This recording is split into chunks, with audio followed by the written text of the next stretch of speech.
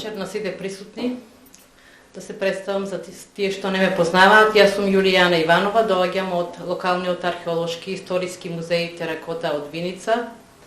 Најпрво сакам да се заблагодарам на колешката Василка и тимот Хаемус за поканата да учествувам на денешниот настан по повод Светскиот ден на археологијата. Почитувани присутни, ми представува посебно задоволство да ви презентирам еден сегмент од богатото културно наследство на Виница и Виничкиот регион, со акцент на теракотните икони, популарно познати денес како теракотни икони, кои се керамички релјефи, откриени на археолошкиот локалитет Виничко Кале, во непосредната близина на градот Виница. Значи, во нашиот музеј се сместени една од најголемите колекции на овие релјефи, популарно познати како теракотни икони. Можеби ова е погрешниот назив за нивната точна определба, меѓутоа популарно е познат и е прифатен и јас ќе го користам овој назив како теракотни икони од Виничко Кале. Во нашиот музеј е сместена најголемата колекција на овие икони, која што брои 12 мотиви првично препознаени и донесени во нашиот музеј во отварањето на музејот во 2006 година. Донесена е една уникатна, единствена икона посветена на Свети апостол Андреј од страна на главниот истражувач на Виничко Кале, доктор Коста Балабанов, која што ја нема во археолошкиот музеј, за разлика од другите 12 мотиви кои ги има и во археолошкиот музеј на Македонија. Една од иконите ја комплетиравме од повеќе фрагменти во 2011 година. Тоа е иконата на Емануел, која што подоцна ќе ја погледнете. Овде имаме дел од теракотните икони, од колекцијата на теракотни икони. Тие се изработени во техника теракота, самото име кажува, тера земја, кота печено од латински. Работени се со калап, ги има во две димензии, правоаголна и квадратна. Димензиите им се од 32 до 20 на правоаголните и од 32 до 28 на квадратните форми. Значи, од прилика имаат слични димензии. Категоризирани се во неколку групи. Ова се христијански мотиви, значи реков дека се единствени од периодот на раното христијанство на територија на Македонија, па и пошироко, и со тоа и нивното значење, значи, е непроценливо. Тие се едни од најексклузивните наоди откриени на територија на Македонија од периодот на раното христијанство. Изработувани се во повеќе реплики, од кои некои ги среќаваме повеќе пати, дури Архангел Михаил го имаме и до 15 примерока, додека од некои едва и да имаме фрагменти кои што значи дури не се на ниво на препознатливост. Колекцијата брои 14 препознатливи мотиви и околу 7 до 8 мотиви кои што дел се кај нас во нашиот музеј, дел во археолошкиот, се мотиви кај што немаме доволно елементи за да бидат препознатливи. Значи, некои се оштетени, кај некои фалат фрагменти за да биде целината комплетирана. Ова е локацијата каде се откриени првите примероци на теракотни икони. Виничкото Кале било во 60-тите години на 20-тиот век обработлива површина. Овде локалните жители имале своји лозија и при орањето на лозијата ги откриле првите примероци, цели примероци на икони со представа на Архангел Михаил и повеќе фрагменти по целата површина на овој терен. Во 70-те години локалитетот бил пошумен, што значи дека бил доста девастиран при орањето за да бидат направени, значи да биде направено за пошумување, и подоцна откако е утврдено дека се работи за значаен археолошки локалитет, е увидена веќе дека штетата е направена, меѓутоа подоцна е прогласен за споменик на културата и сега е под заштита, значи, овој значаен археолошки локалитет. Ова е Виничко кале како изгледа денес, снимано од дрон. Значи, тврдината на Виничко кале се наоѓа југозападно од градот Виница, зафаќа површина од 2,5 хектара.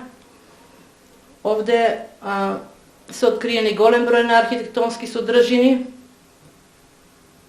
два сакрални објекти, од кои една поголема базилика и една помала црква.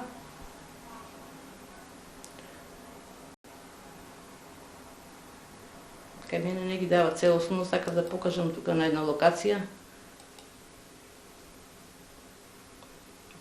Добро. Значи, еве ги сакралните објекти, помалата црква и поголемата базилика која што била изградена во 6 век. Виничките теракоти се откриени на источниот дел на Виничко кале, на просторот на еден објект кој што е бања, еве покажано со стрелката на која локација, комплекс кој што е во склоп на еден поголем резиденцијален објект и толкувањето на раководителот и истручната екипа е дека се работи за исфрлени парчиња на теракотни икони како депонија, дека биле шкарт на работилницата која што ги изработувала. Се работи за 52 примерока цели и голем број на фрагменти кои што подоцна ги среќаваме и на целиот терен на Виничко кале, особено на највисокиот дел каде што се регистрирани резиденцијалните објекти кои што служеле за кои имале воено-административен карактер и еден од резиденцијалните објекти служил за сместување на црковните лица кои што биле овде задолжени, значи за ширење на христијанската религија.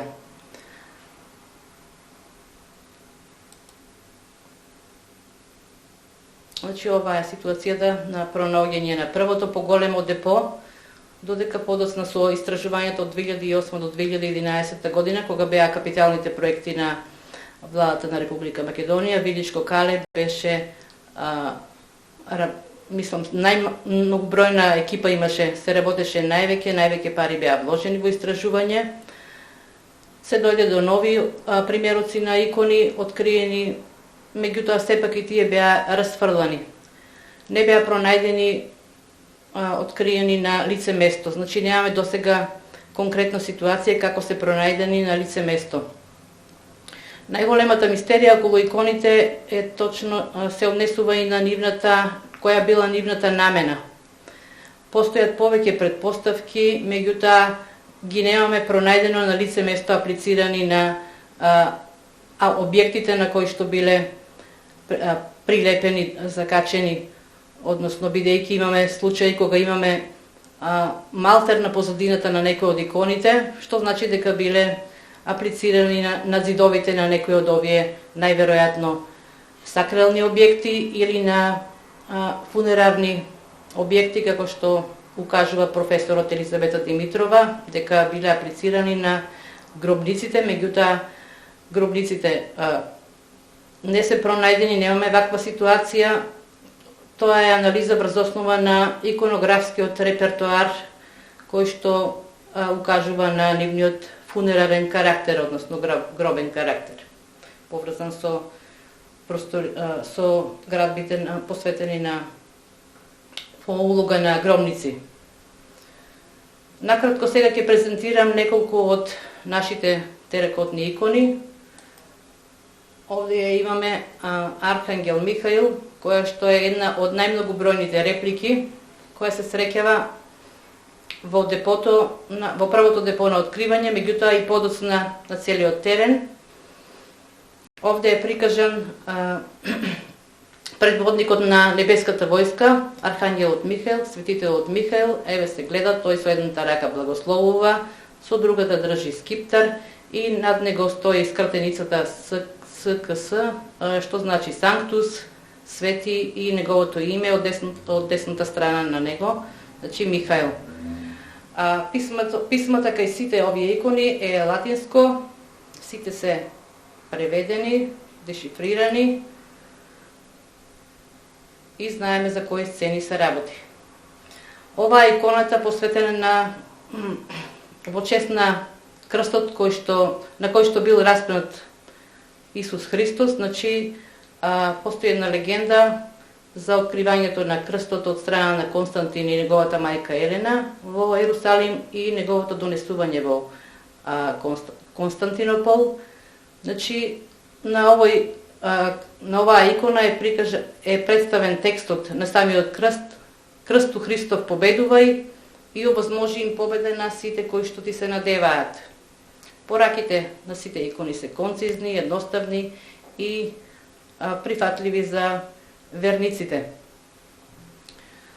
Ова е 79-тиот Асафов псалм, Лозовата пенушка, уште ја нарекуваме Лозова пенушка.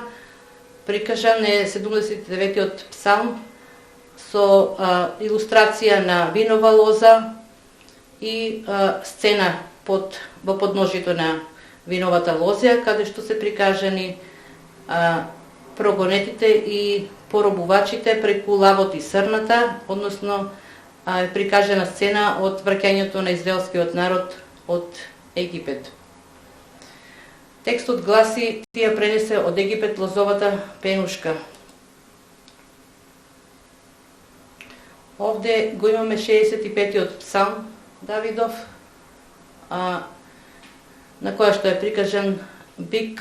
Бикот е алузија на Христовата жртва. Самиот текст укажува на тоа: жртви се паленици ти принесувам, тебе со кадило од овни, ке ти принесам тебе и волови и кози. Значи се укажува на жртвувањето на бикот, уште бил почитуван во времето на еврејската историја и подоцна станува алузија на Христовата жртва.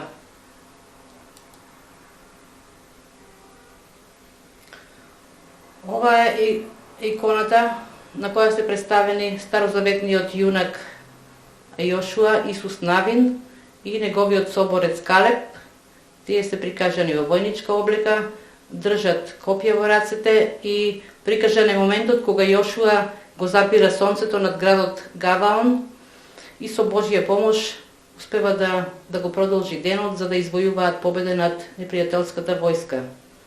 Аплицирана е на банкротата од 200 денари, на што ние посебно сме горди во виница на ова вреднувано културно наследство од нашиот град.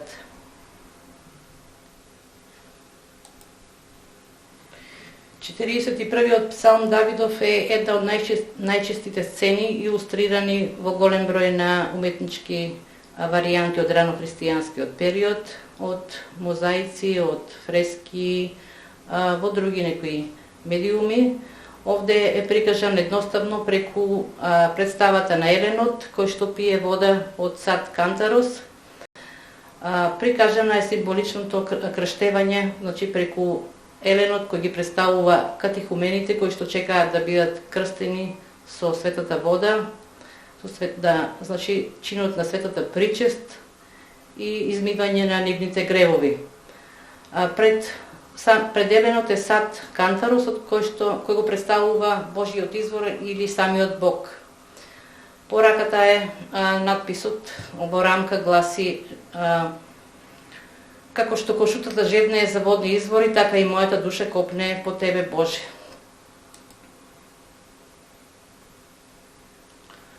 Иконата Даниел меѓу лавовите е една од многу ретка икона на откриена на Виничко кале. Мислам во мал број примероци, може би еден, и во мал број на фрагменти. Меѓутоа, оваа представа исто така често била користена во многу се среќава во целиот Медитеран, во катакомбите, во мозаици, во многу уметнички творби од тој период воопшто пошироко. Прикажан е пророкот Даниел фрлен во лавовска јама, меѓутоа самата верба, тој е прикажан во положба на орант, значи со раците кренати нагоре, значи ги се моли на Бог и самата верба во Бог го спасува да не биде изедена од лавовите. Овде е представен текстот Бог ги затврстува стапките на човекот и мили му се неговите патишта. Значи сите текстови се едноставни и многу убави и прифатливи за самото население, на кое биле наменети овие икони. Свети Христифор и Свети Георги е иконата на која што се прикажани воинот Свети Георги и Христифор со вообичаена представа за него со кучешка глава. Тие со копијата убиваат под нозете змии со човечка глава, значи символично е прикажано убивањето на злото или безбожништвото. Ова е уникатна икона по тоа што за прв пат се среќава и единствен случај кога Свети Георги се среќава со брада, значи на лицето. И овде текстот гласи: "А Господе Боже на силите, послушајќи нашите молитви."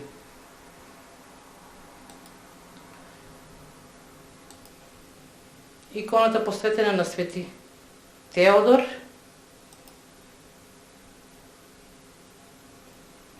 Ја нема цела, значи фали и десната половина, меѓутоа сепак се гледа дека се работи за неговата представа, бидејќи пишува Свети Теодор горе над десното рамо.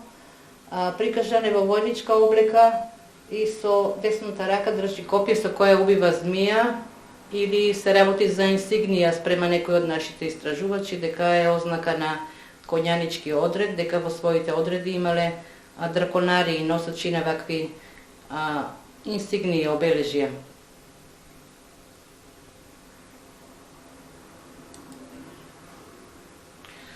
Лавот од племето на Јуда е единствен примерок на икона, која што е многу оштетена. Се гледа дека на самиот лав и на позади лавот има оштетување од стапки од животни.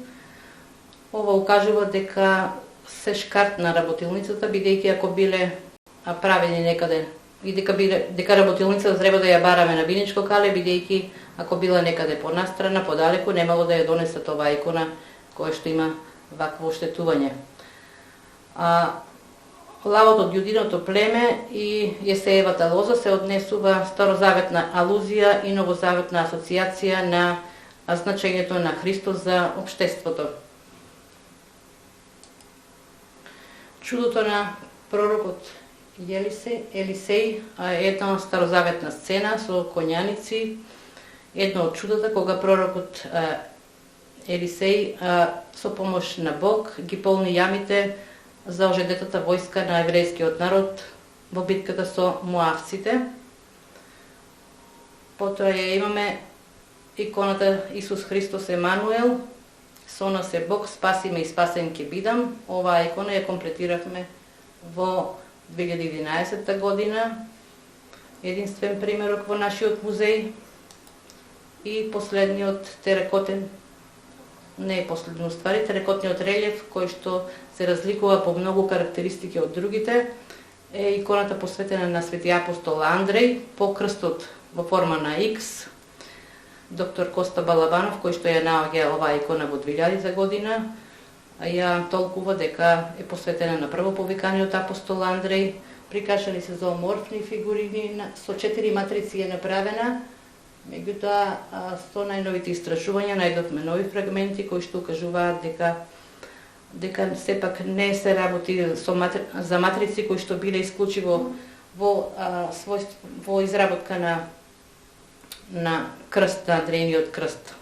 И Свети Ахил, не Свети Ахил, јунакот од Тројанската војна, прикажан некои од старите херои обстанале и во подоснежниот период на синкретизам, кога многу од старите божества се инкорпорирале во новите христијански ликови.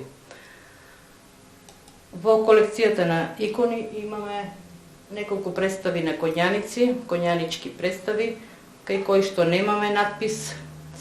Според некои од истражувачите се работи за историски сцени, меѓутоа сепак немаме доволно елементи за да биде тоа потврдено. Овде имаме ситуација во 2009 година беше пронајдена на подно ниво на куќа, дел од фрагментот иконата Константинов крст со светилка, која што е датирана во 6 век и на неа е прикажан исто таков крст, форма на крст како на иконата и со златна монета во близина, која што е која е од продукцијата на Тибери II Константин. Значи, датирањето на оваа цела ситуација, значи може според монетата да биде потврдена крајот на 6 век дека биле користени иконите, бидејќи монетата е од продукцијата 579 година, 582. Виничките икони не представуваат да го будат интересот на целата научна јавност. Мистеријата се однесува значи околу нивната намена, бидејќи не се најдени на лице место аплицирани. Кажав за варијантата за гробниците, се размислувало дали биле спремни за декорација на поголемата базилика, меѓутоа не дошло до тој момент, што не можеме да знаеме. Може би, значи, овие икони не биле ишкарт на продукцијата, туку едноставно време кога се барало малку побрза пропаганда и дека биле, иако увиделе дека се шкарт, значи дека ги правеле во повеќе реплики, а може би биле и за продажба, бидејќи ги наоѓаме значи во куќа за живење, значи може би и граѓаните ги купувале за потребите на религијата, за брзото ширење на религијата. Јас малку должам, уште малку ќе скратам. Значи, нашите икони се најекспортирано културно наследство од Македонија, најексклузивни наоди од периодот на раното христијанство, презентирани се најпрвин во Ватикан, кај папата, во 1986 година, втората година од откривањето. Следуваат голем број на музеи и галерии во светот. Последното представување беше во музеот Ашмолијан во Оксфорд и оваа година, значи до месец февруари. Наредното презентирање го прави нашиот музеј во Белград. На 1 декември имаме изложба на иконите со копии, значи ќе одиме во куќата на Ѓура Јакшич, Скадарлија. Ве поканувам сите, ако имате можност да присуствувате. Се извинувам што се задржав толку време, меѓутоа сакам малку така повеќе да образложам за иконите.